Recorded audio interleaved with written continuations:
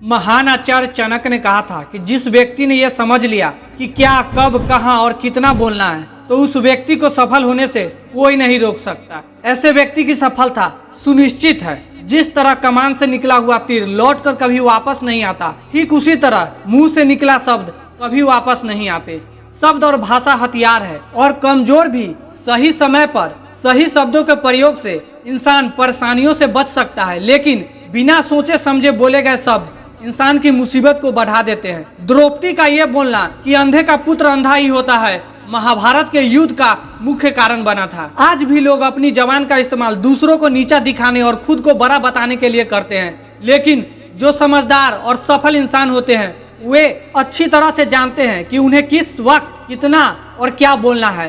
Silent रहने का मतलब ये नहीं है कि आपको पूरे दिन एक भी शब्द नहीं बोलना है या चुपचाप रहना है। मौन का मतलब है कि बेवजह शब्दों का प्रयोग नहीं करना है। जहाँ जरूरत है वहीं बोलना है। अपने लक्ष्य पर ध्यान केंद्रित करना है। आज मैं आपको चुप रहने के 6 ऐसे फायदे बताऊंगा जिन्हें जानने के बाद आप आज से ही नहीं बल्कि अभी से ही उतना ही बोलोगे जितनी आपको जरूरत होगी। फर्स्ट नंबर, मौन लोगों का ध्यान खींचती है। महान आचार्य चाणक्य अपनी चाणक्य नीति में बताते हैं कि उन्होंने अपने हजारों शत्रुओं को अपनी खामोशियों से परास्त किया था। वो खामोश रहकर अपने शत्रुओं को विचारों में उलझा रखते थे और सही समय आने पर वो अपने दुश्मनों को ईंट का जवाब पत्थर से देते थे। साइलेंट यानी चुप्पी किस तरह लोगों के अटेंशन को ग्रैब करती है, यह बात आप इस उदाहरण से समझ सकते हो कि जब क्लासरूम में टीचर किसी विषय पर बात करते हैं तो स्टूडेंट उनके बात को बिल्कुल ध्यान से सुनते हैं, लेकिन जब अचानक टीचर या स्पीकर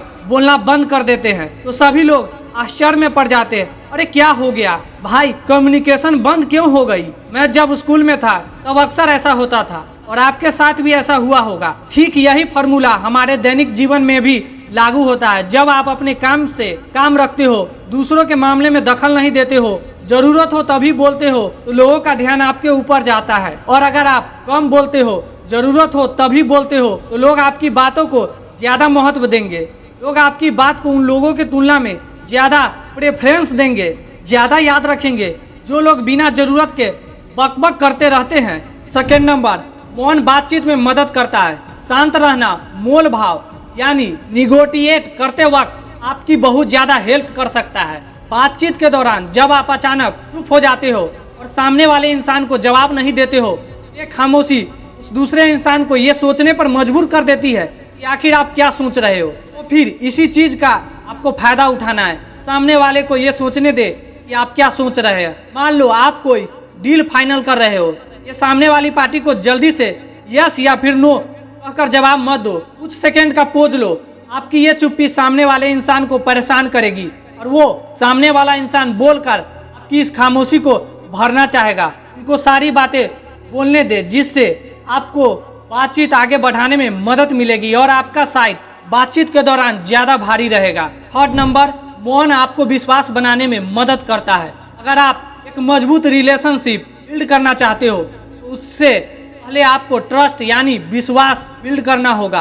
और विश्वास तभी बिल्ड होगा जब आप सामने वाले इंसान को बातों को ध्यान से सुनोगे, यानी बातचीत के दौरान बोलोगे कम और सुनोगे ज्यादा। ऐसा करने से दूसरे इंसान लगेगा कि आप एक अच्छे इंसान हो, सामने वाले की बात को अच्छे से सुनते हो, किसी को भी नजरअंदाज नहीं करते हो, और तभी तो वो आपके बातों को अच्छे से सुनेगा और ट्रस्ट बिल्ड होगा। और नंबर, उत्तर प्राप्त करें। आपने ऐसे कई सारे लोगों को देखा होगा जो कोई प्रश्न पूछने के बाद रुकते ही नहीं है, अपनी बक चालू रखते हैं या फिर दूसरे को बोलने का मौका ही नहीं देते। अगर आप भी ऐसा करते हैं तो आपको दूसरे इंसान के पर्सपेक्टिव को जानने का मौका ही नहीं मिलेगा। लोग आपके प्रश्नों का जवाब ही नहीं देंगे। इसलिए कोई भी प्रश्न पूछने के बाद आप साइलेंस हो जाओ। आप अपना ओपिनियन मत दो। लोगों का क्या ओपिनियन है उस बात पर, उस प्रश्न पर आप जानने की कोशिश करो।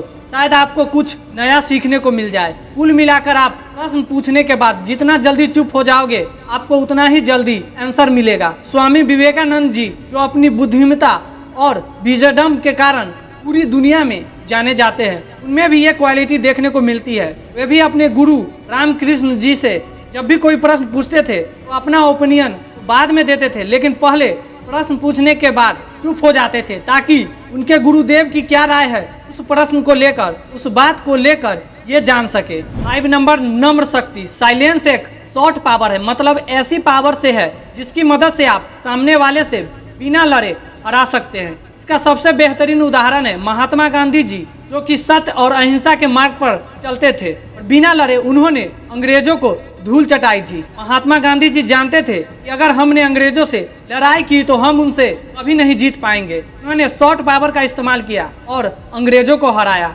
कई बार लड़ने से और झगड़ने से प्रॉब्लम सॉल्व नहीं होती, चुप रहने से और शांत हो जाने से प्रॉब्लम सॉल्व हो जाती है। 6 नंबर विचारशील मौन। द क्विट बुक के ऑथर सुसैन कैन अपनी बुक में बताते हैं कि थॉटफुल साइलेंस कई सारी मुसीबतों से बचा सकती है। एक लड़का लैपटॉप खरीदने जा रहा था, फिर उसको रास्ते में वर्षों पुराना एक दोस्त मिलता है जो उसको बोलता है कि तुम जहाँ लैपटॉप खरीदने जा रहे हो उसी के पास में एक घर है, वहाँ ये सामान डिलीवर कर देना। वह अपने दोस्त को ना नहीं बोलता है और उसका सामान ले लेता है, लेकिन जहाँ सामान डिलीवर करना था वो घर उस दुकान से काफी दूर था। उसका बहुत सारा समय बर्बाद हुआ उस आइटम को डिलीवर करने में। बाद में जब वह दुकान पर पहुंचा, वह दुकान बंद हो चुकी थी। उसे अपने दोस्त के ऊपर बहुत ज्यादा गुस्सा आया। इसलिए हमें हमेशा हाँ नहीं कहना चाहिए, ना कहने और साइलेंस के पावर को समझना चाहिए। तो दोस्तों, इन सब बातों से आप ये समझ चुके होंगे कि साइलेंस में बहुत ज्यादा पावर है। साइलेंस के पावर को कम नहीं समझना चाहिए। साइलेंस आपको बहुत सारी मुसीबतों से बचा सकती है। और अगर आप भी इन बताई गई बातों को